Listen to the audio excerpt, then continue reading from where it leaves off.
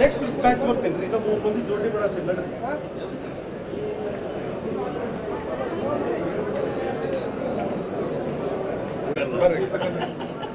ಪ್ರಸಾದ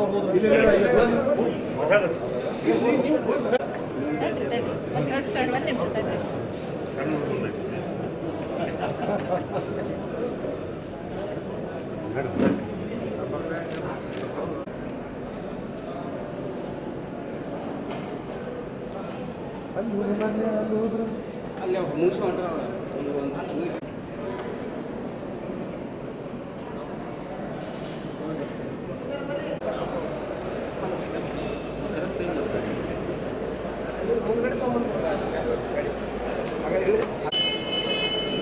ಹಿಂದಕ್ಕೆ ಬರಲಿ ನೀವು